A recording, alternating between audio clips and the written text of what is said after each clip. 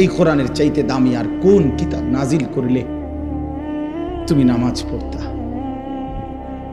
এর চাইতে উত্তম এত কতবার বললে?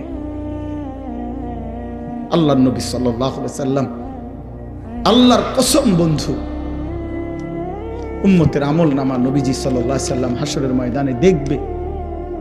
নবীজির সামনেও আমল নামা নবী হাতে নিবে, দেখবে।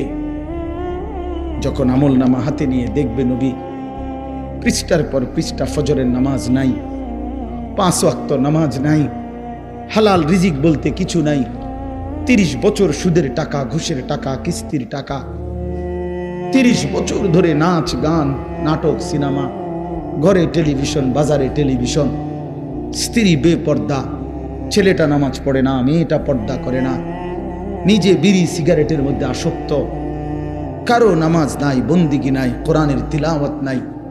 এই আমল নামা দেখে আল্লাহর কসম নবী জিজ্ঞাসা করবে, উম্মত এত বড় বেইজ্জতি তুই আমারে কেমনে করলি? উম্মত আমার সামনে এটা তুই কি দিলি? তুমি কি জানো উম্মত, আমি 23টা বছর টানা তোর জন্য কেঁদেছিলাম উম্মত। আমি এমন কাঁদা কাঁদছি রে উম্মত তোদের জন্য, এশার নামাজের পরে দাঁড়াইছি, ফজরের আজান পর্যন্ত আমি আমার মালিকের কাছে তোদের জন্য, উম্মতের জন্য চোখের পানি ফেলে কাঁদছিলাম। আমার এত চোখের পানি তোর দিল গলাইতে পারলো না।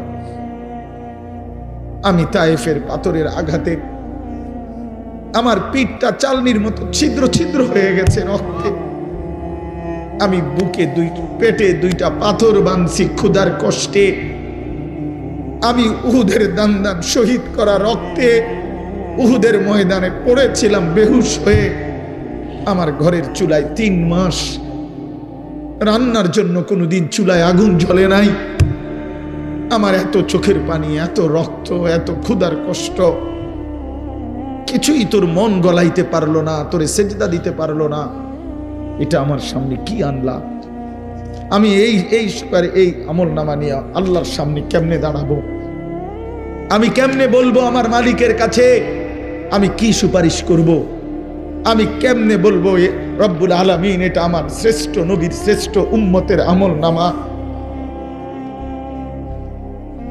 বল ভাই আমার, তুমিই বলো, তুমিই বলো।